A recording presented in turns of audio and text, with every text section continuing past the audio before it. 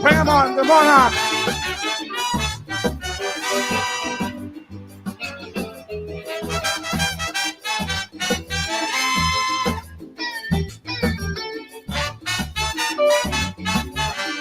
Listen, this one for you, this one for your family, this one for children, this one for the rest of the 90s.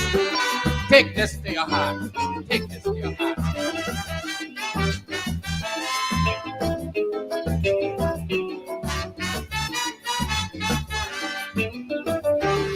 We seem to feel that life is over just because we throw a few pennies down the gutter. You seem to feel everything is lost, so you're fighting to get back something at any cost. But while you're fighting and you're fighting just to get back that little something, we forgetting we know nothing of this world in which we live in. Someone greater put this world together, so we must remember.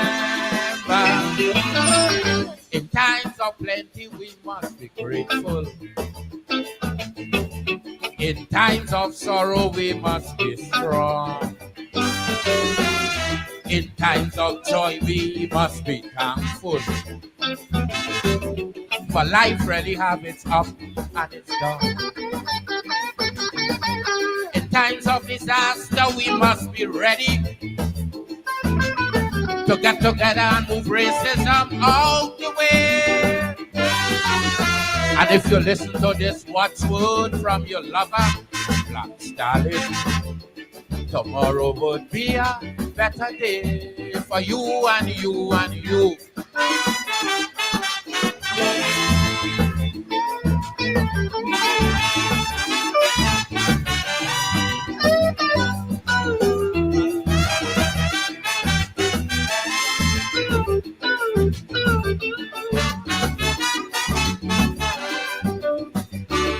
We meet a world today with 4 seasons.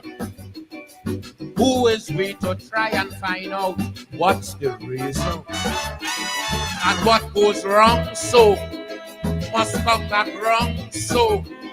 Why that is so, nobody don't know.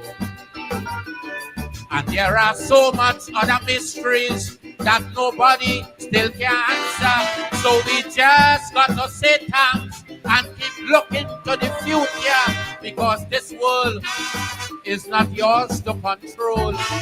It is just to behold. In times of plenty, we must be grateful. In times of sorrow, we must be strong. In times of joy, we must be thankful. For life really have its up and its down.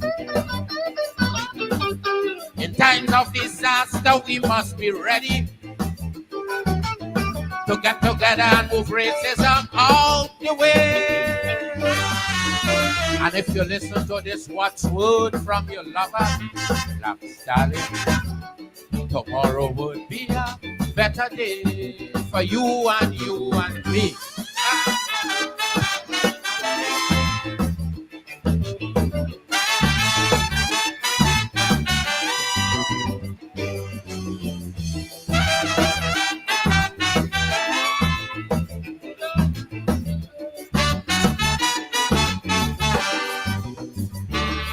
As we go through this life we live in, we must know by now that this world owes us nothing. So live your life and just enjoy it. And let we try to leave this world better than we find it. Because the maker of this world with nobody have no contract, no paper that could tell you yesterday is going to come back. Look ahead, for tomorrow you're dead. After all is said, in times of plenty we must be grateful. In times of sorrow we must be strong. In times of joy we must be thankful. For life really have its up and its down. In times of disaster we must be ready to get together and move racism out the way. And if you listen to this watchword from your lover, Black Stallion, tomorrow would be a better day for you and you and you.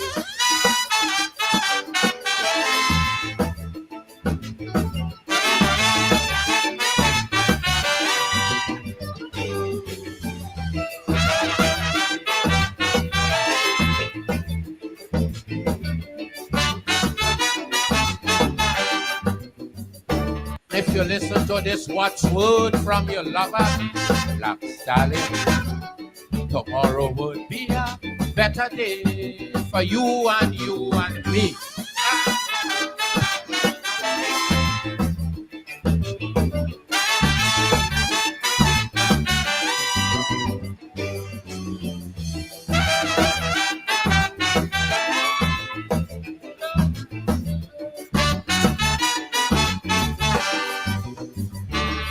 As we go through this life we live in, we must know by now that this world owes us nothing.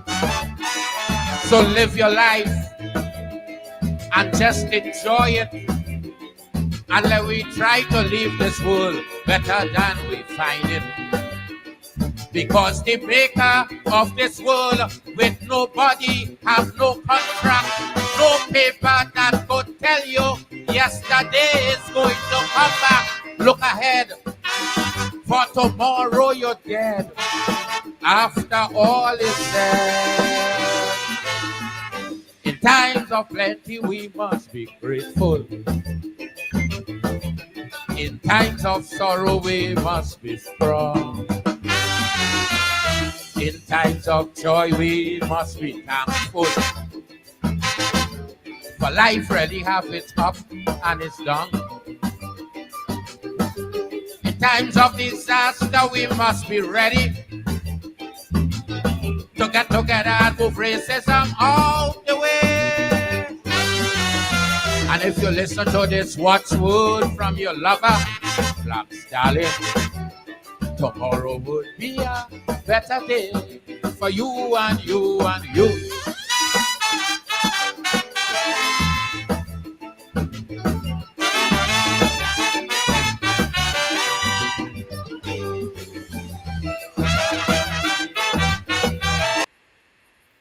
Yes, the black man himself, Dr. Leroy Calise, the Black Stallion.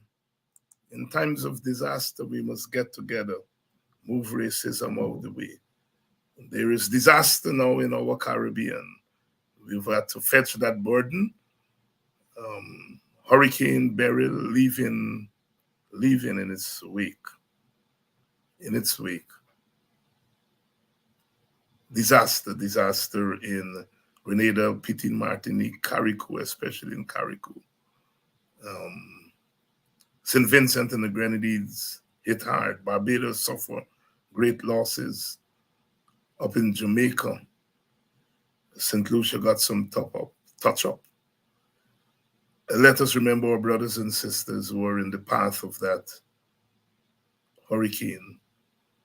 I was on a program this morning out there in the Caribbean, and the question was asked, can we really develop when we have to face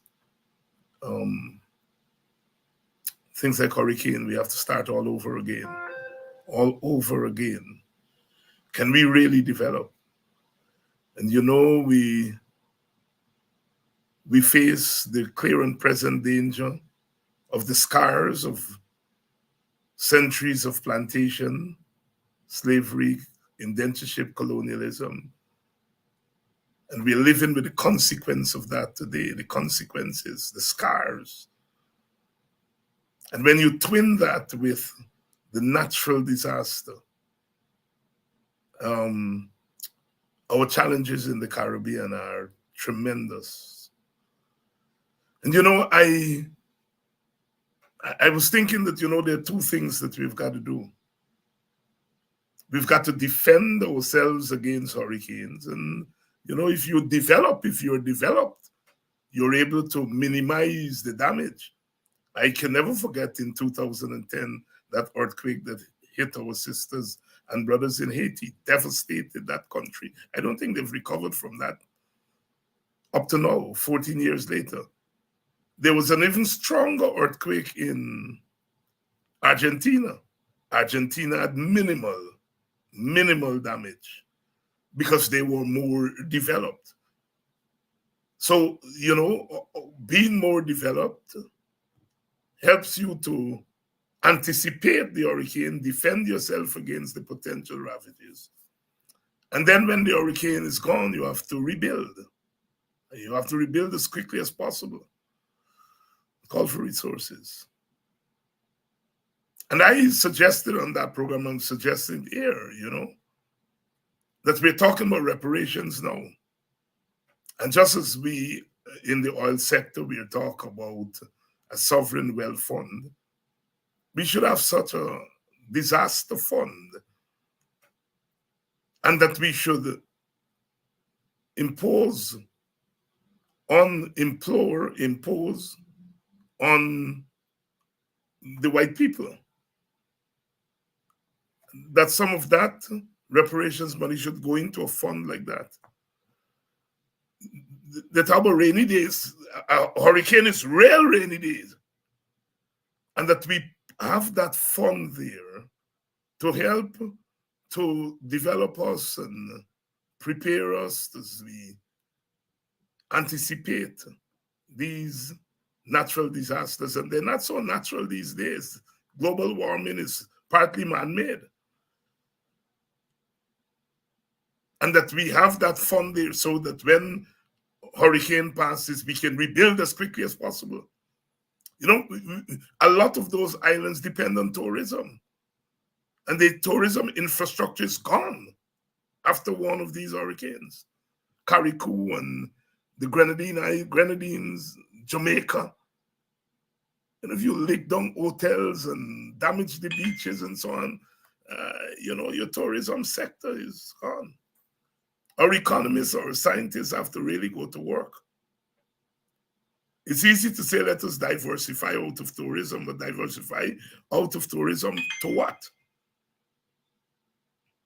So I really do think that we have to take part of that reparations money and put it into a disaster fund so that when things like this, we're not hustling a little hamper here and a little hamper there. People say, well, Guyana is helping out by selling hampers and so on. I mean, Guyana could do much better than that. If Guyana get our own people to think about a Caribbean developmental trajectory using all our oil resources, we can help. But reparations, we now have, in addition to education, where I think a lot of the reparations resources should go. Education, healthcare. This disaster fund that I'm talking about is a third area that I think, because the scientists will tell you, we are the most polluted region in the world. Coming out of tourism, you think is a lot of shit that is being dumped in that Caribbean Sea and so on. And I know scientists, I got a scientist with me tonight. But scientists will tell you all those things come back to haunt you, We are the most polluted region in the world per capita.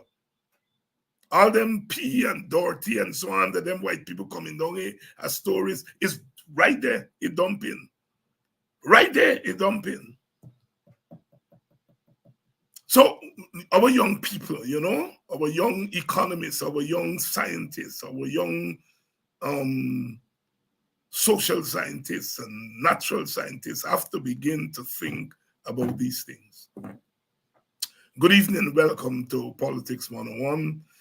Those of you who are joining us from England, I suspect most of you would be Labourites and you're celebrating the big victory of the Labour Party. Quite interesting dynamics there. But I just want to point out something. Although the Labour Party won with a landslide with 412 seats, I think it might have gone up because there were 3 or 4 seats this morning when I last looked. They only got 33.7% of the vote. 33.7. The Conservatives got 23%. And Labour won, not so much because Labour increased the vote. Labour increased the vote only by 1.something%. Is the Farage party, the far-right party, that come in with about 12 or 13% of the votes. If you add those votes to the Conservative Party, they would be on par, almost equal with Labour. But they chipped away from Labour. And in the first past the post system, all you have to do is pass the man by 2 or 3 or 400 votes. So Labour did not increase its share of the vote by much. But because of the Reform UK party, Neil Farage, only win 4 seats, but they got in double figures in terms of the popular vote. But that's their system there in England. And, if you come from the progressive wing of politics, a win is a win. And although it's England, we all masters, you breathe a sigh of relief that the right wing and got back in there. We looking across at France, they get a runoff. You're hoping that Macron, gets over there from the far right party. Those of us who live in the United States, that is a tough one there, but we got to keep on keeping on believing. Because if these people, you see, the logic of slavery and colonialism has taken us to where we are.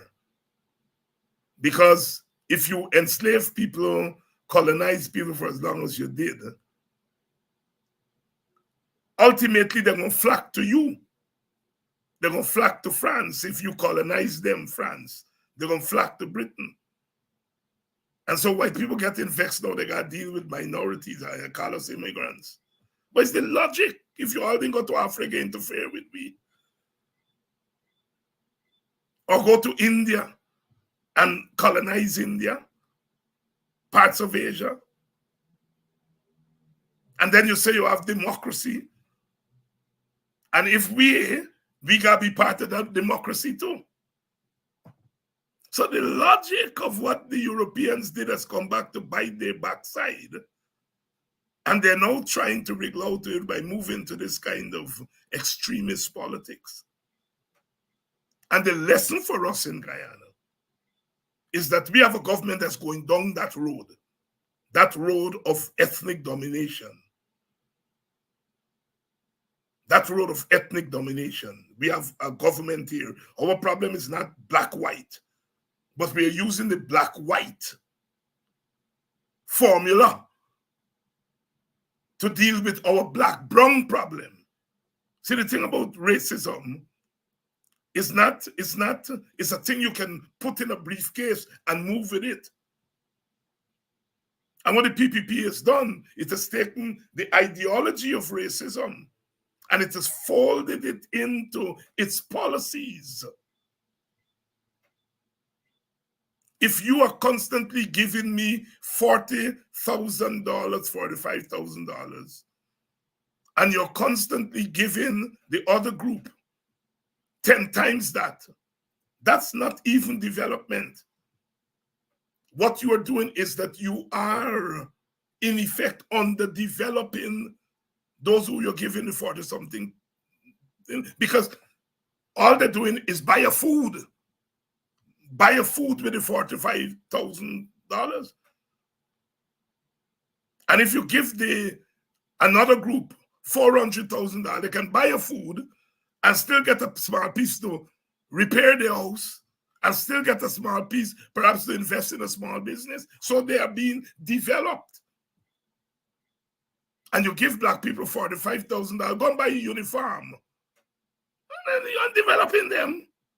Thank God for small mercies because we come out of that tradition. But you can't develop with $45,000.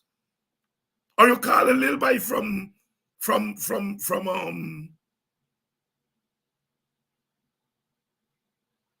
in there in Sophia and say, here, I know you're a two-way man. I know you get in trouble with the law. In exchange for this, I'm going to give you a contract for Bill Road for $2 million. And he glad he get a contract for $2 million. But when he done spend on material and spend on thing, he only taking home $200,000. He didn't realize he get cock till at the end of the process. But he's a man get into trouble with the law, and they sit down around a table and say, hey, we gonna help you out. Here's a 1 million, 2 million, go Bill Road. And at the end of the day, that man only get $200,000 for carry home. One of the things I've been doing is talking to people. And it's when you hear this little boy tell you that the big ones just call them around a table and tell them, what you want, what you want.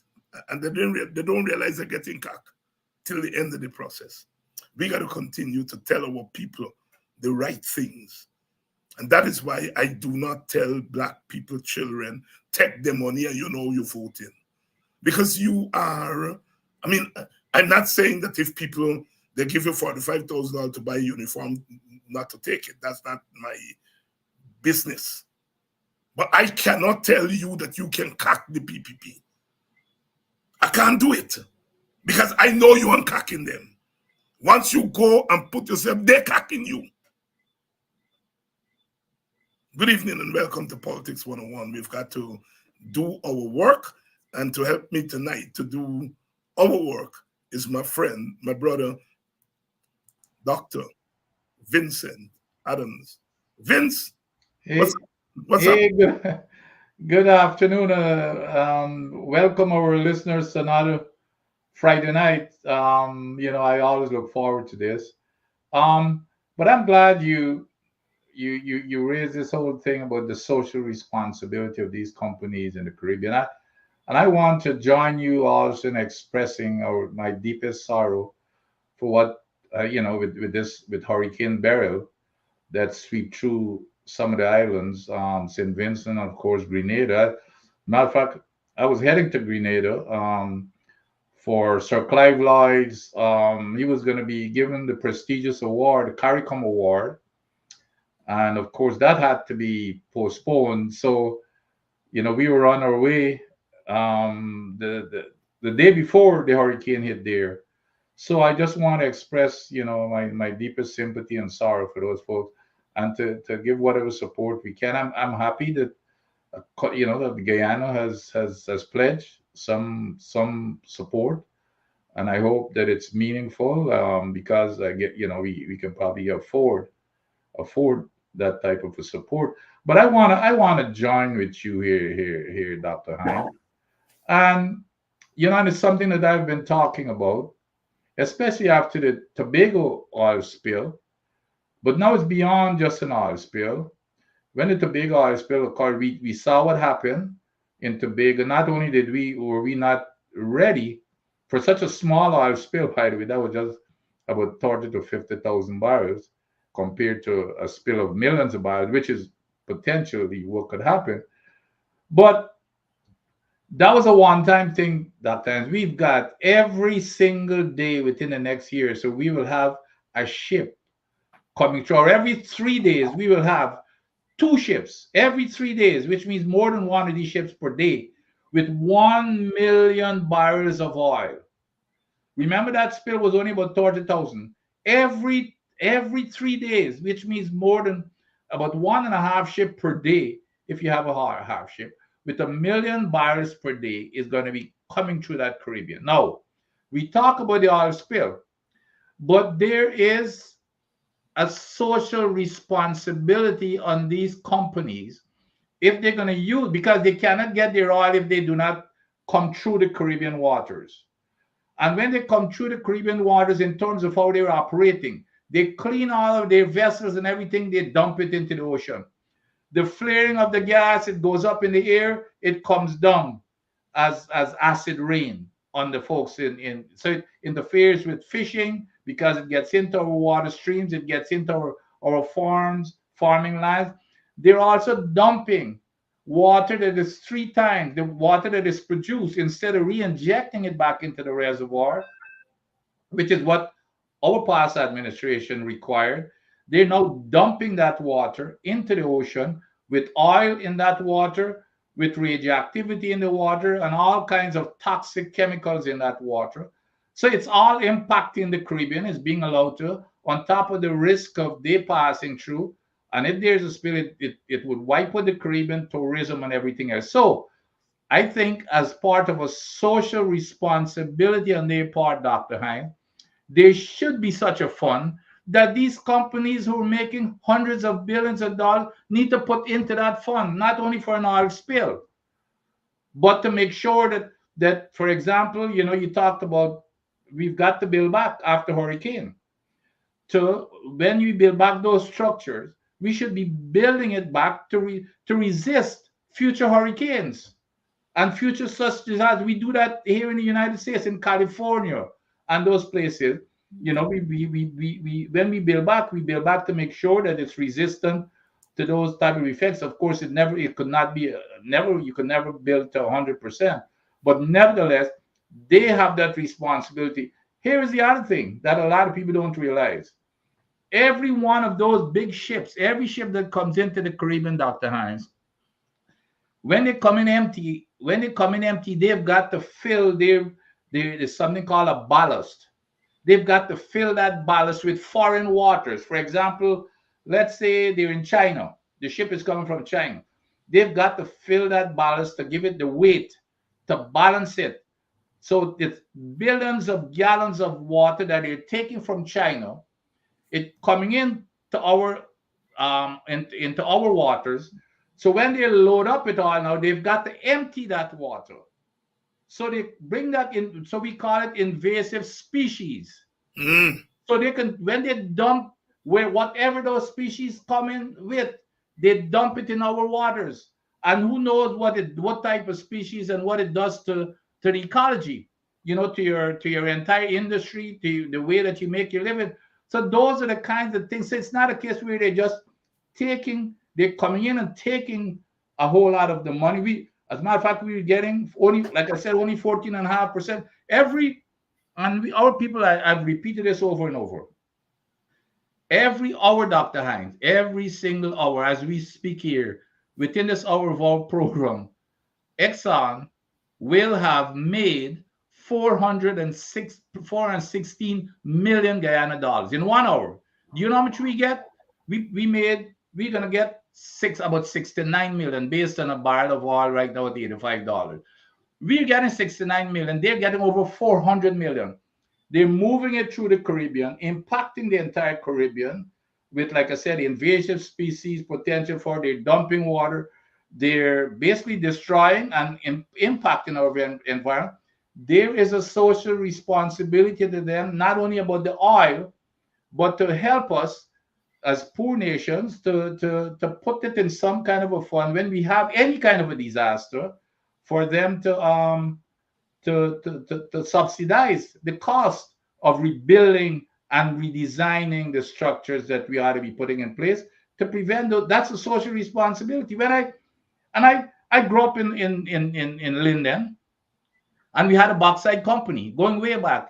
Even though they exploited us the very same way, but at least they built our roads. The Mackenzie Sports Club, they funded it, they ran it.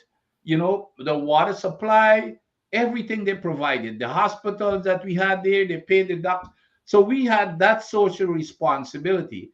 So that's the kind of thing that our governments in the Caribbean need to be talking about. and be demanding. These are, we, for example, I'm in an engineering group. We wrote Miamatli, we wrote CARICOM about these type of issues, and they just ignored our letters, just as if they're sitting there on their hands, and they don't want to rock the boat because whatever little pittance that we're getting, like in the old colonial days, it's we just feel satisfied about it. And while Exxon and the other companies that are coming in and exploiting us, and when they're gone 20, 30 years from now, what are we going to be left with? They're going to be big, fat, and happy. And look, Exxon, for example, Dr. Heinz, Exxon need us many more times than we need them. We bailed Exxon out. People had to go read. Exxon was kicked off of the Dow Jones Industrial Average list of what? I think the top 32 companies. They're in serious financial difficulties when they discovered oil in Guyana. We have taken them off. We have saved them financially. And now they're coming. I had a quote here. They said, they described Guyana up to just a few days ago as a truly once in a lifetime opportunity for us. It will go down as one of the greatest deep water projects in the industry's history. Those are accurate statements. But we don't get any of those benefits. They're the ones who are tolling off the hog of everything. But we need to keep this as a conversation in terms of these companies operating in the Caribbean. They're moving their oil through the Caribbean. Without those Caribbean waters, they wouldn't be able to move a barrel of oil through there. So we need to use that as leverage. That is our value. We need to use that. And when we have disasters such as this that we cannot afford, besides the spill, this is not even about the spill. That's so I'm glad that you brought up that as a topic. It's a conversation that we need to have. Dr. Vincent Adams here tonight. We're talking about the Hurricane Beryl and what it has left in its wake. And, we're re-raising the question that, hurricanes are going to become more dangerous. We can't avoid them, but we can prepare for them. And to prepare for them, defensive mechanisms to insulate ourselves against the harsh reality, decrease the impact. It means that we've got to develop the kind of infrastructure, and you're never ever going to stop the damage. You can minimize it, and then when the hurricane is gone, then you still have to rebuild. And when you're talking about development, you have to figure that into your developmental plans. And there's no way we can generate, given the size of our economies, there's no way we can generate the kind of funds that are needed. And so therefore, we have to ask the companies, we have to ask those who operate in the tourism sector, Carriacou, the Grenadines, they depend on tourism. So it's not just about creating some low-level jobs for people, but it's also about, as I'm suggesting, contributing to a disaster fund, because you are part of the global warming has to do with your own activities, all the mess that goes into that sea. When those tourists come, they pee and they're dirty, it's going right back into the Caribbean Sea. And all of that is contributing to global warming. And then, of course, Dr. Adams has raised the question of Guyana's oil and Trinidad oil and Venezuelan oil and so forth, having to traverse our waters, and the risk they're in. And so we've got to begin to talk about the fund. And I am suggesting that in addition to those companies that are operating now, that the reparations, part of the reparations money should go into that fund, that disaster fund, So these are conversations I think we've got to have. Unfortunately, our politicians are not always adept at raising these issues when they're out of power, and considering so that when they get in power, they have a sense of their responsibilities. And so we have got to begin to raise the issues on programs like these and to sensitize you, our constituents, to the developmental challenges that we face as post-plantation societies. I was praying that Haiti didn't get hit, because I don't know what else, you know, would have happened. I mean, Haiti, because that soil, you know, after they plant sugarcane, plant coffee, and on those hills there, 90% of the land in Haiti is not arable land. And so they get mudslide easy. The land dead after they milk that land for centuries upon centuries. And that's why you get, so when a hurricane or earthquake hit Haiti, it collapses. There's nothing to hold. Well, talking to a scientist, I shouldn't really be talking these things, right? You know, and that's why Haiti suffers more than the rest of us. It was what they call the most prosperous sugar colony, which means they rape that land, rape that land, rape that land, and now it's there, it's dead.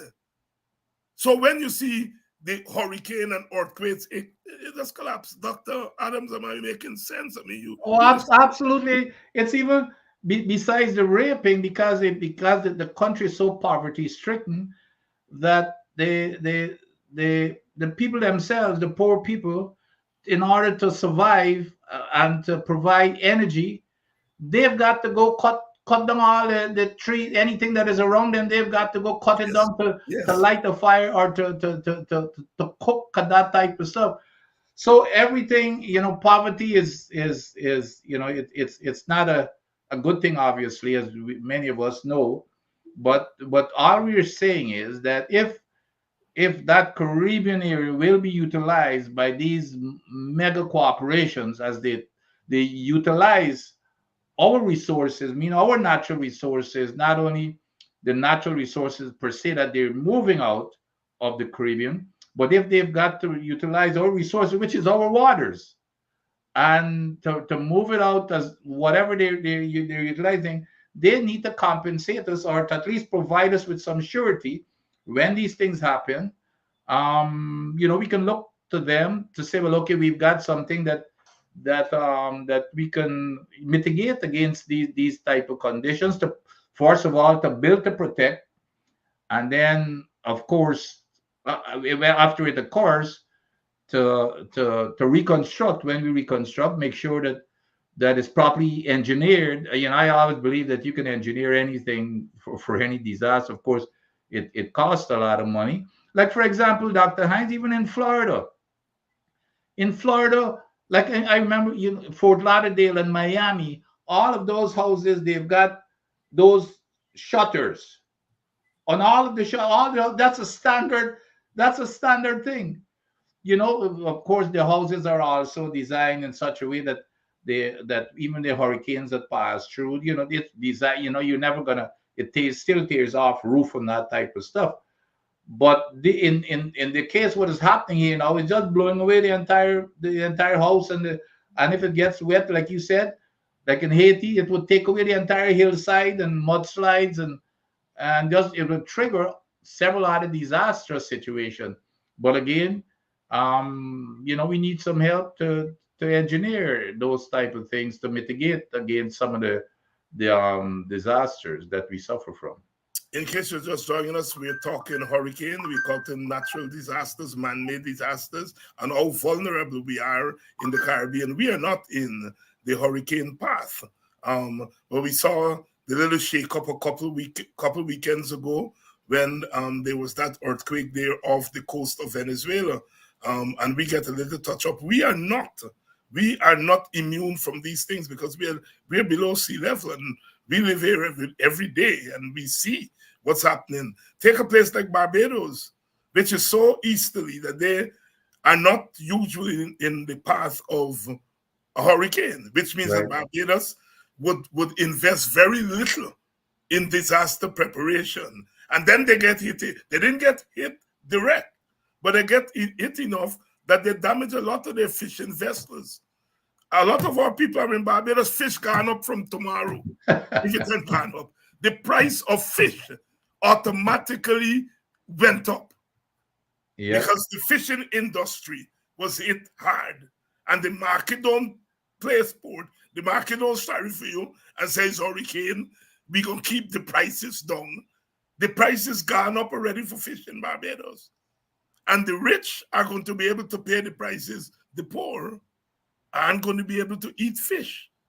And you all know what we are talking about. You know, I eating some snapper now, but last year this time I couldn't afford snapper. I couldn't afford snapper. We had to stay up on the Bangor Mary and maybe trout here and there. I noticed the prices of snapper drop now. So I could eat a little snapper now. But the point is, and I am by no means low income. So you can imagine if I couldn't eat snapper, the average person couldn't even watch snapper, much more to eat it. The market. My brother, lots has been happening over the past week, the morning after the two big parties. Well, not the two big parties. The two big parties in the opposition, the PNC and the AFC, had the confabs, and you are AFC.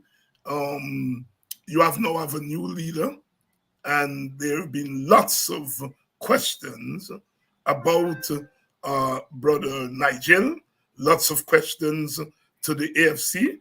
You had a press conference today. The big question is the conflict of interest, potential and real, that Nigel faces as leader. Because on my program, when I asked him if he is going to renew the contract, if he becomes leader, if he's going to urge the AFC, he said he could not address that question because Exxon is his client. Since then, the question has come up and up again, and he has been addressing the question. And you, obviously, are part of the AFC executive, and you are the oil man, not just the oil man in the AFC, but one of the few people who know about oil and know what they're talking about. So I imagine you would have been very much part of that internal conversation. What can you tell us about how the AFC and Nigel are going to deal with this question of conflict of interest? And although Nigel didn't answer the question about renegotiating of contract, where does the AFC stand now on that? All right, thank you. But before I get to that, let me put it on the record that I like Bangor Mary more than Snapple. Hey. Here, I used to be thankful growing up. I used to be even thankful when I catch a couple of Kasi. Well, all right, Kakabeli and Kasi, you're thankful. Hey. But anyway, in all seriousness, I think Nigel answered the question this morning. The exact same questions were asked. First question is conflict of interest, and I don't know if he had a press conference, so it's now public. It's a public statement. But it would be absurd for me to be speaking for him, so I'm not speaking for him. But this is what I understand it to be. What he explained was that he will remove himself from his company, his law firm, if and when he becomes the president. Now, and that's not so unusual, because I even recall, because when this whole conflict of interest thing came up, I started looking,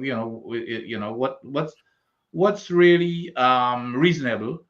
And if we all I'm sure that you would recall the Donald Trump. You never like to use him as an example or a standard for anything.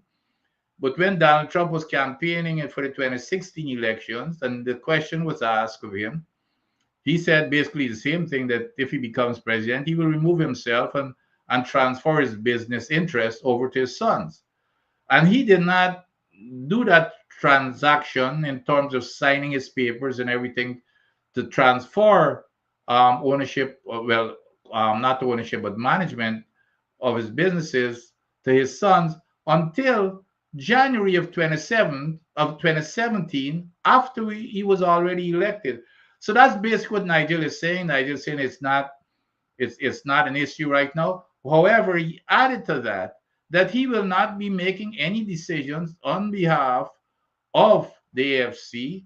What he's done, he's appointed a committee to be headed by myself and with and Dave Patterson, and we can co-opt anybody we would like, any of the experts, for us to develop, what is our path forward as a party, not as a government. And so we'll be allowed to do as we feel and make the decision for the party. So that's where we stand, and that's how we intend to execute his wishes. Now, in terms of renegotiation, that's the other question that came up that this morning again, and he answered it the same way, that he will not be involved in making that decision. As we know, that has been for the past several years the AFC official position, that we should renegotiate the contract. It not only did it come from me, as a matter of fact, you folks may remember going way back in 2018, before I even took up my position with the government of Ghana. And you can go read, there was an article February the 14th of 2018 on the front page of the Stabrook News, where I said we should renegotiate the contract and take $1 billion US in signing bonus. So I mean, I've never changed. Patterson has made it clear in Parliament that we should renegotiate. Kemraj Ramjatan has made it clear in Parliament and in public, and even up to recently, in several months, when after Raphael Trotman, the guy who signed the contract, he himself said that basically, if he had to do it all over again, he would be in support of renegotiation. So I want to say that the position of the AFC is that we will renegotiate. We will ask to renegotiate. You can call it whatever you want. Some folks don't want to use the word renegotiate, but nevertheless, it is, you can say modified change. It means the same thing. But we intend to go and renegotiate to make sure that the people of Guyana get a fair share of our patrimony. And I think the world knows that it's a lopsided contract. And let me say this.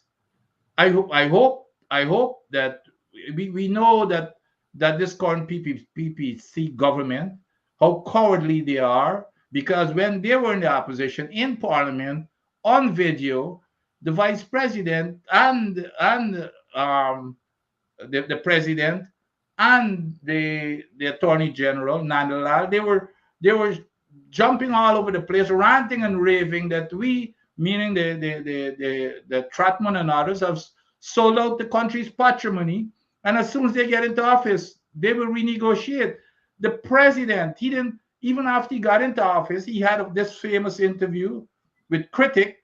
He said, Critic asked the direct question, will you renegotiate the contract? He said yes. So I'm hoping, I know that how cowardly they are right now, but when I hope that they're going to support renegotiation after we take office, because that's going to be a high priority to make sure that our people get a fair share of our patrimony, because right now we're not. Everybody knows it's a lopsided contract. I don't think there's anybody on this planet who says that it's not that it's a fair, who would say that it's a fair contract. But let me ask you this follow-up question, Dr. Adams, because you said, Nigel said, and I've heard him, that if he becomes the president of Guyana, he will have to cut ties with his own company and so on. But what if he becomes the prime minister or a minister? Wouldn't he have to do the same thing, or this is only for the presidency?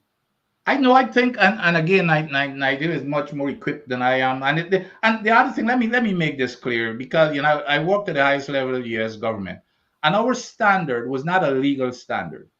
Our standard was, it had to be a perception. If there is a perception that there's a conflict, that was our Mhm, standard. Now, mhm, mhm. so that's my standard. Now, I'm sure, I'm not speaking for Nigel again. I know he says president, but I think he would remove himself from any position of influence as far as Exxon's operation or is concerned. Well, Exxon, because he says that he's also his clients also go beyond Exxon. It's a lot of other companies.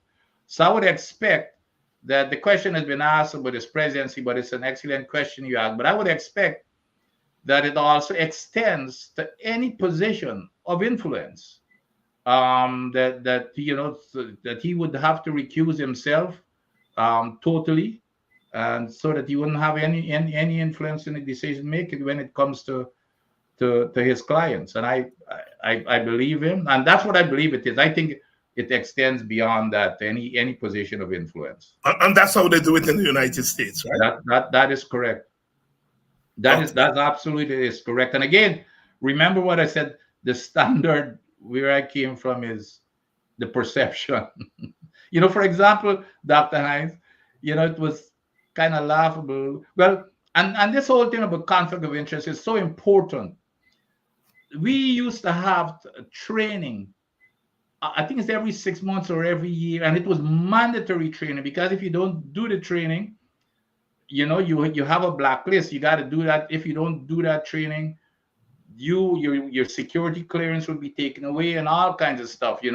So it was mandatory, and it was so important that and then it would teach, and you had an exam at the end of the training too.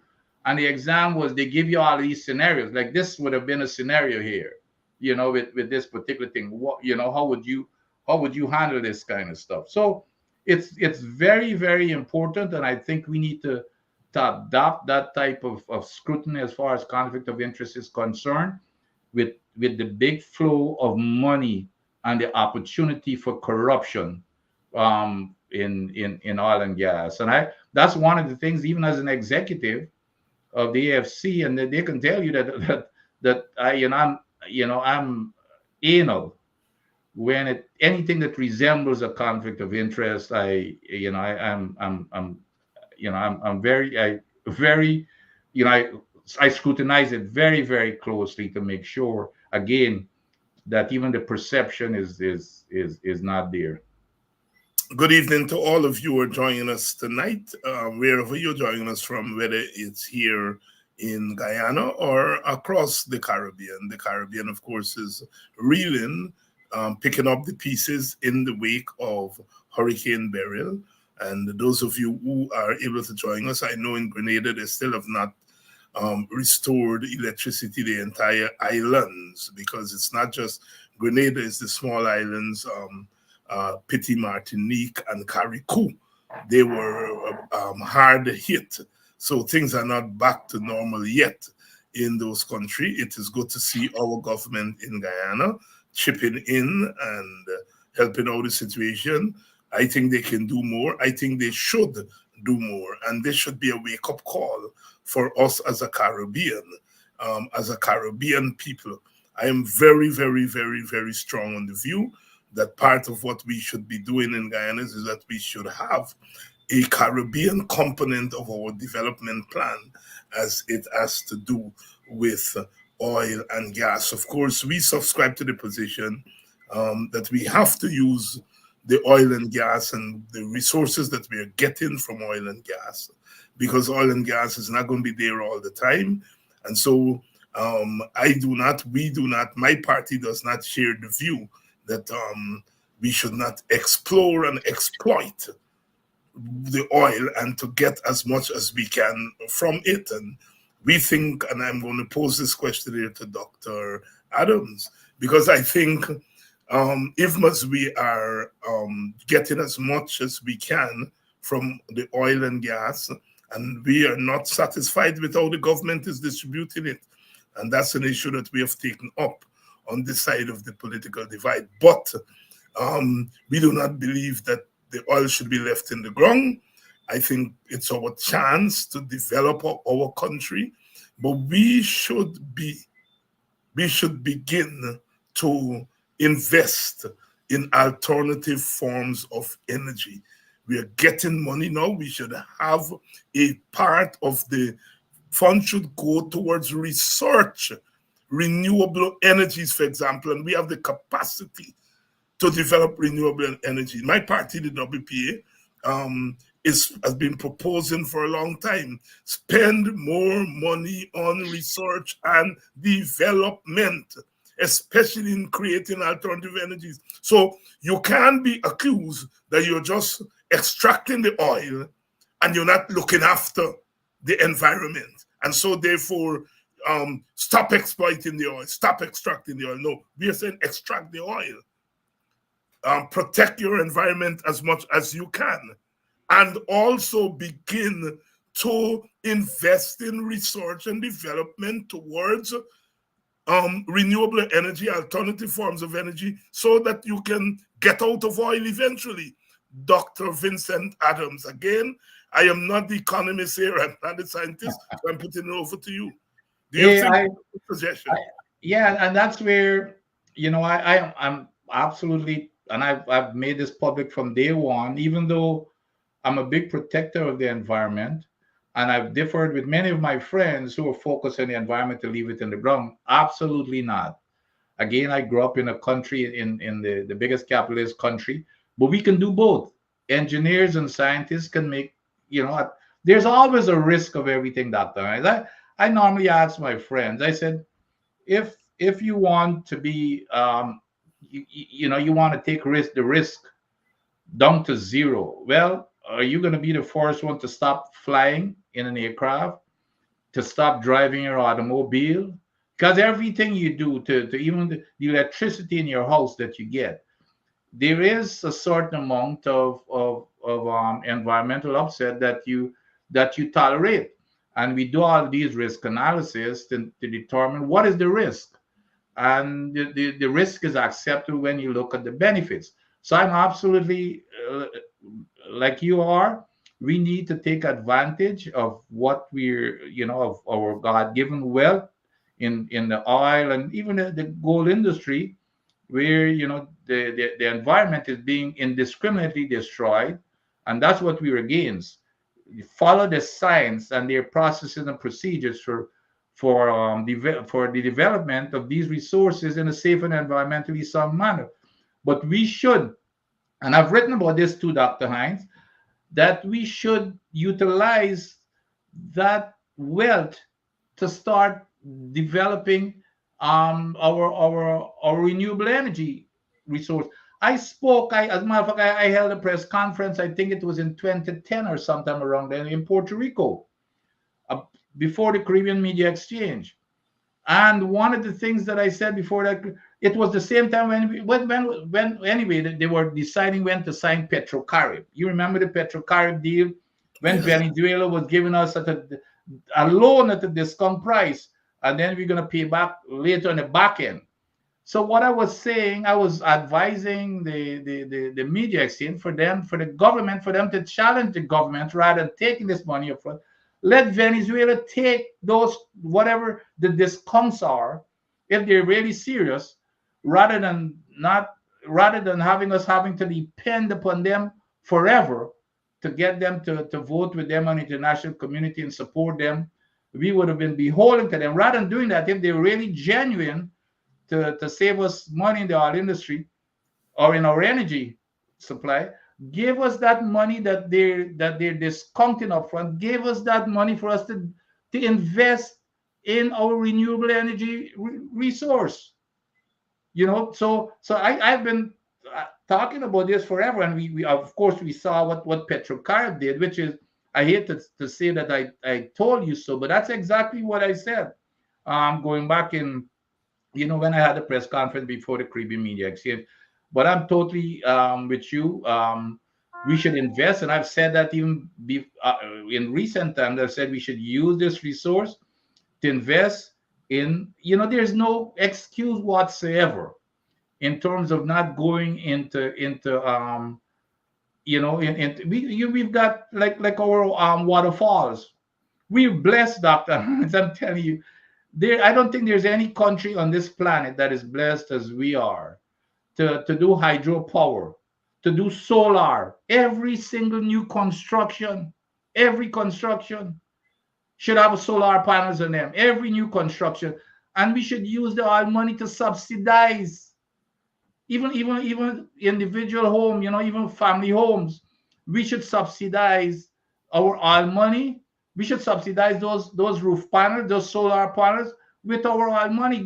We do that in the United States. Well, you're in Arizona, they get credit. You put it on your roof, you get a credit on your write-off in your income taxes, and then you put whatever excess that you're not using, you put it on the grid, and you get credit for that on your bill. So those are the kinds of programs that we should be.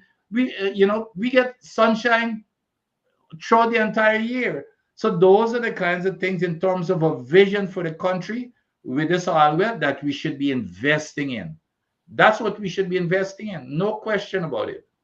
Because like you and I have said, I don't think a whole lot of people realize that oil will only be around for about 25 to 30 years. And when those companies come in and then they're big, fat, rich, and happy and they're gone, what are we left with? We need to make sure we invest that money for a sustainable economy after they're gone. That's what we need to do. And we're so fortunate in that we've got water. When you look at the richest countries in the world, let's go to the Middle East, Saudi Arabia, they have nothing else but sand and oil. We have agriculture, we've got water, we've got 12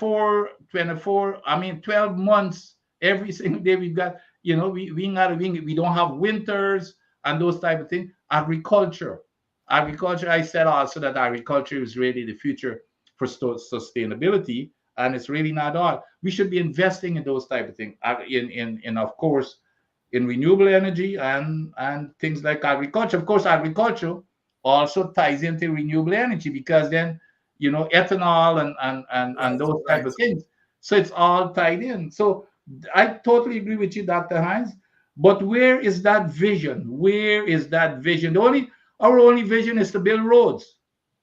To build roads, but the vision is not really to build roads. That's not the end game. To transfer the resources to our friends. That's exactly, to transfer the resources to their friends' pockets. That's the end game. We are talking here about policy tonight. We are talking about it within the context of the recent devastation left by Hurricane Beryl in our Caribbean. And we are also touching on the issue of oil and gas conflict of interest on the part of Brother Nigel Hughes, who has been elected as leader of the AFC. He has made it public that he is the legal representative of Exxon and other oil companies. And the question of conflict of interest has been raised, and he has been addressing it, and we have been talking somewhat about it here tonight. A good night, good evening, good morning to all of you. Those of you who are joining us from England, the United Kingdom, Great Britain, which part you are, because some of our people are not in England, they are in other parts of the United Kingdom.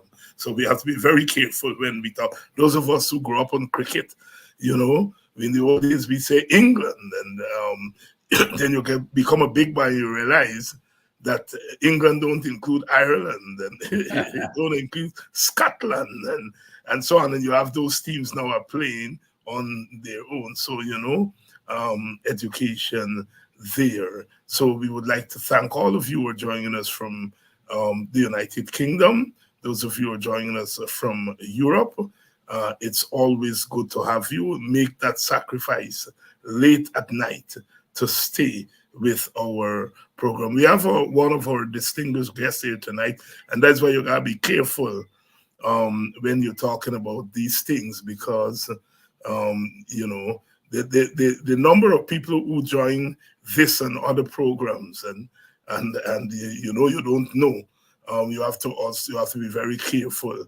I was talking about my countryman Haslin Paris last night. Not Haslin, Malcolm Paris, who well you would know the other Paris, the younger Paris. His big brother Malcolm, who was a minister of education, you know, he would come to Buxton every Sunday, and he gone by Mush Barber Shop. And you know, you got them lady got them. I want my son, I want my dad to go to a tongue school or this. I want so, and he would sit there every Sunday. And that was the time we had ding dong battle between WPA and PNC control box, and we had the edge. We had the edge. But Malcolm never asked, you from the WPA or you from the PNC. His thing that I'm a minister and I got help me village. That's part of my duty. And he would come there every Sunday. And so I was talking about that last night. And I wanted one of the one of the young men, one young man was on last night, and I wanted to steer him to a kind of representative politics that I don't see much of today. And while I was talking, bam, who come up? I see pop up, Malcolm nephew. I say, oh God, attacking this by uncle name. I look good here. I look there, I was talking good thing. Winston Jordan, Yeah. former finance minister, he says here, Dr. Adams, a Petro Caribbean account was established by the PPP government as a foreign bank, at a foreign bank. Over the years, it accumulated over $1 billion that was used to provide loans to GPL, among other uses. The original purpose was to invest the principal sum and to use the income for developmental projects. This did not happen. And by the time the coalition took office, less than $1 million was left in the account. Information here that is very vital. I expect Winston to come on the program. He used to come. He stopped. He just go on Kedaki program. And since Kedaki is my brother, I'm not quarreling, right? But I'm saying this kind of conversation could use the institutional and other knowledge of Winston, people like Winston, to help to sharpen us, because Winston is very good at the institutional knowledge there. Winston, I hope you will find some time, even if it's once a month, to come on here with Vincent and myself so that you can provide us with this kind of information. Vincent, over to you. Oh no, well, of course, obvious. I was not aware of such an account, but that's the whole concept of utilizing. You know what? Because when I looked at Petrocarb on the surface, I said that upfront that money could have been invested. That same discount could have gone to other projects such as renewable energy. What Winston is saying that same money they had. I didn't even know that they had $1 billion through Petrocarb. They had $1 billion with that could have been used at GPL for other projects. And when we took office, it was only left with $1 million. So I don't know what happened to the $999 million that was there.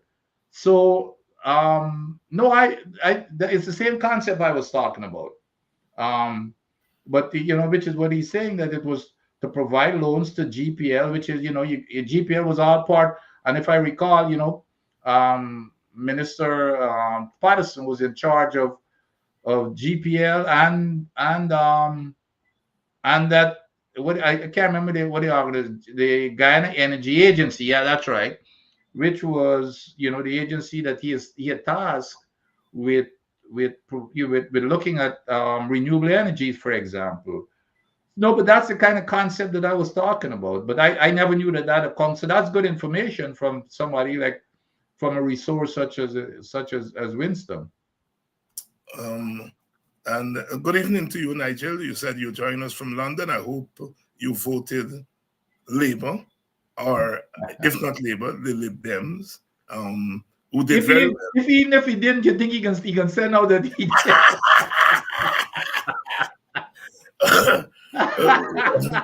Oh Lord, Vincent, you know it's Friday night. Our loyal viewers, they're staying with me. But Friday night and Saturday night is what kind of night in That's right. Guyana and wherever Guyanese find themselves. So I don't want nobody tell me that time is going on too long because I got make a spin. It's Friday night. It's Friday night. And Friday night, everything and all things happen. And so I don't want to keep you along. Vincent, closing thoughts, any observation you wish to make before we go? Yeah, just going back to the renegotiation, because I think it's surfacing again, which is a good thing. We need to, because what was happening, Jagdio and them were trying to, they bring up all kinds of stuff to let it go away with their new PSA and all these kinds of things so that this year would disappear. I'm glad that it's being raised again. And I just want to let folks know that this is not something that we have now invented. It's in the contract. And you can go check the contract clause 32.1. It allows for renegotiation. As a matter of fact, it mentions the word renegotiation.